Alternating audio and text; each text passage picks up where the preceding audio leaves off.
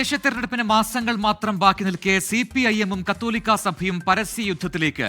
ഛത്തീസ്ഗഡിൽ കന്യാസ്ത്രീകളുടെ അറസ്റ്റ് ചൂണ്ടിക്കാട്ടി തലശ്ശേരി അതിരൂപത ആർച്ച് ബിഷപ്പ് മാർ ജോസഫ് പാംബ്ലാനിക്കെതിരെ CPIM സംസ്ഥാന സെക്രട്ടറി നടത്തിയ പരാമർശമാണ് അല്ലെങ്കിൽ വിമർശനമാണ് തുറന്ന പോരിലേക്ക് എത്തിയത്.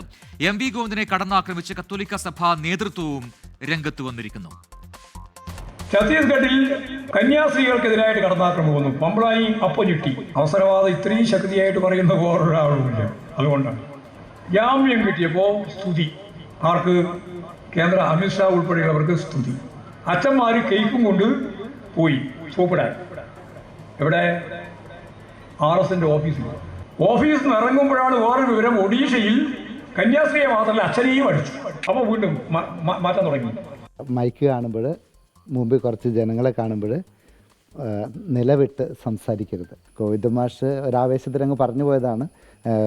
ആവശ്യത്തിനുള്ള വീണ്ടും വിചാരമില്ലാതെ പറയുന്നത് എന്താണെന്ന് ചിന്തിക്കാതെ പറഞ്ഞാണെന്നാണ് ഞാൻ കരുതുന്നത്.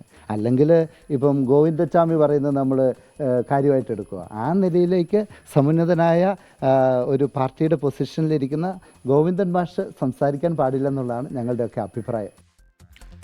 പിന്നീട് സഭയുടെ വിമർശനങ്ങളെക്കുറിച്ചുള്ള ചോദ്യങ്ങൾക്ക് ഇപ്പോഴൊന്നും പറയാനില്ല എന്നായിരുന്നു MV ഗോവിന്ദന്റെ മറുപടി. ഈ പാമ്പ്ലാനി ഗോവിന്ദച്ചാമി എന്നെല്ലാം പറഞ്ഞിട്ടാണ് ഇപ്പൊ പ്രസ്താവനകൾ വരുന്നത്. രൂക്ഷമാവുകയാണ്. ഇപ്പൊന്നും പറയുന്നില്ല. പിന്നെ പറയാം. എനിക്ക് പെട്ടെന്ന് പരിപാടിക്ക് പോകണം. നാളെ ഒരു പരിപാടി. എവിടെയാ പക്ഷേ